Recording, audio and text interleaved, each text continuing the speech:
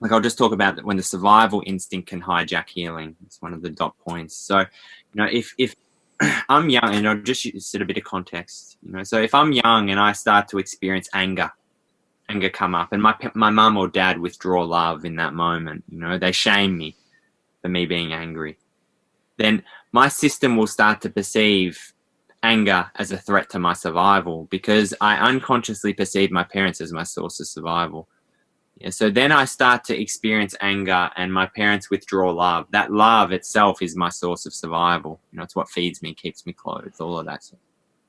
And I'm doing this unconsciously. So then what happens is when anger comes up, it unconsciously gets perceived as a threat to my survival because my parents are withdrawing love in that moment. So then that anger becomes overcoupled by my survival instinct. And anytime anger comes up, I go into fight, flight, freeze, or shut down, or whatever it is, whatever way the fight, flight, freeze response shows up for you, whether you go into freeze or fight or flight, whatever.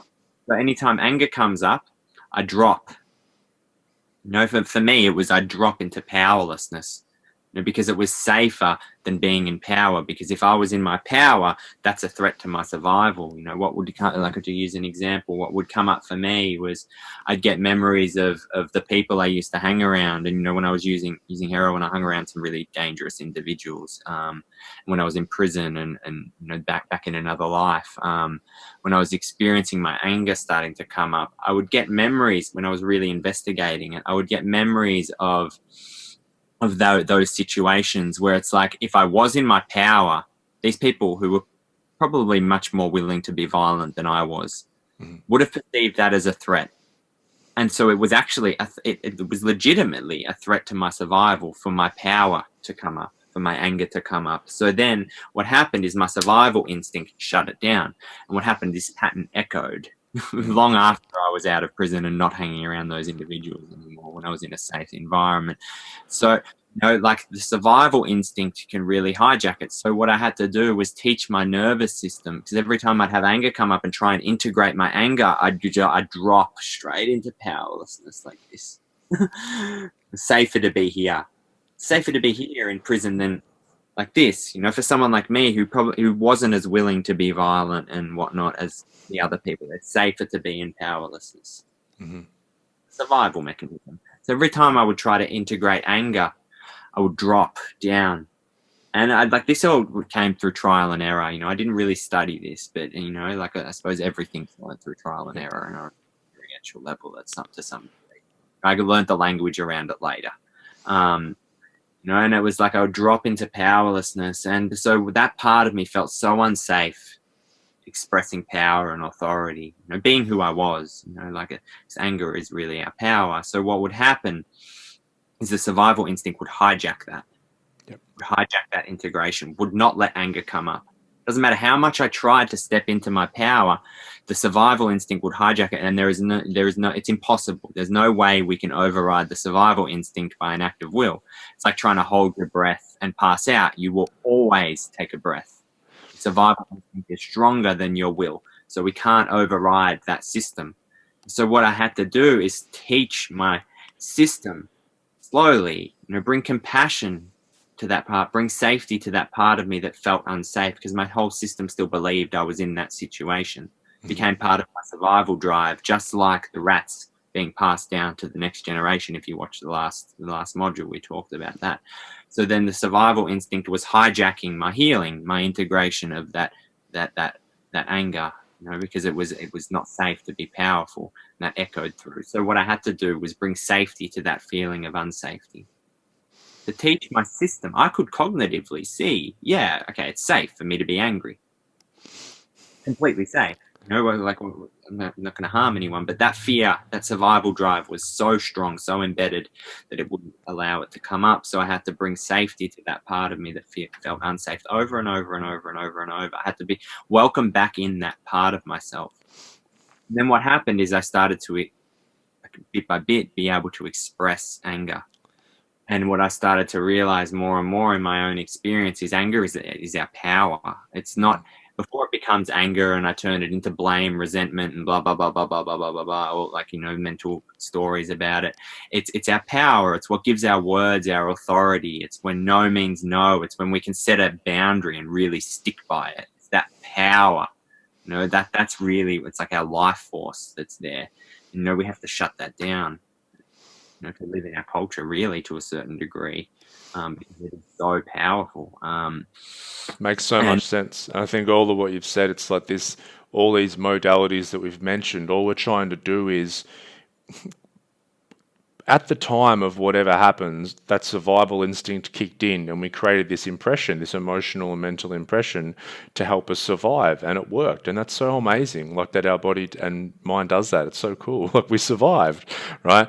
But then we hold on to it. And so part of us is always back there. So part of you was still back in jail trying to keep yourself safe. And this is where we run into issues with just trying to look at things cognitively, because you're like, hey, I'm just sitting at home with my family. Like, there's no reason for me to not feel safe. Hey, I'm just sitting at home with my family. There's no reason for me to not feel safe. Yet the body is screaming, saying, you're not safe, you're not safe, you're not safe. And this is where so many people get into trouble, because the conscious mind's pulling one way and the subconscious and the body, the emotional body, is pulling the other way. And so we're in this dissonance, and we get so frustrated and annoyed and nothing gets resolved, because the thing is that emotional body is so much more powerful than that conscious mind. And it's not until we give full awareness and attention and actually be with that real uncomfortable feeling of anger or guilt or shame or fear or sadness, that then we can start to really accept that, and then we can find out what its story is. Not our conscious story of, oh, I'm sitting in a room, everything's fine, hey, I live in this beautiful house, everything's great. Not that, because that's the bullshit story that we tell ourselves. This is what the conscious mind does. It just wants us to think everything's okay.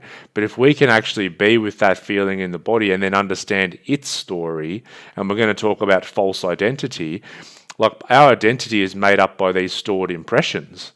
And so all of a sudden this stored impression, like for you, is like, bro, you needed to shut this down to survive when you were in jail. Like that was a fucking scary time. That was scary as shit. You needed to shut that down. Now our conscious mind wouldn't go into that and actually think about that and be able to process that if we didn't first get into our body. Because all of a sudden all of these healing modalities are making it so instead of time being all one, like you're part of you still stuck in jail, now there's you now that can relax and go, this is now, this was then, and now I have separation between those two. That's when your system can relax in that part. Now we have different parts, but in that particular part for you, then your system can relax.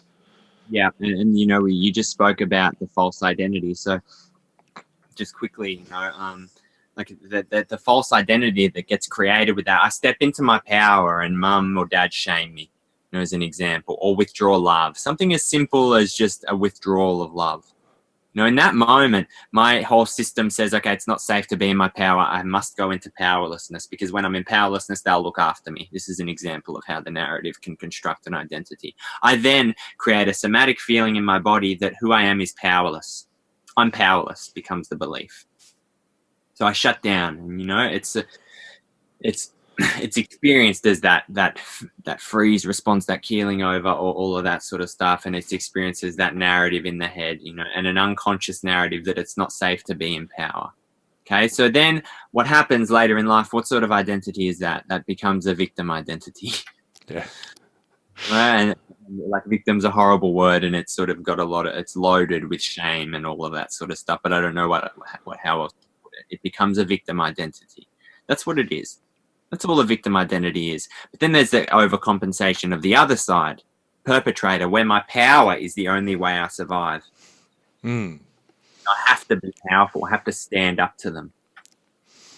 So I'm not the victim anymore. I'm the perpetrator.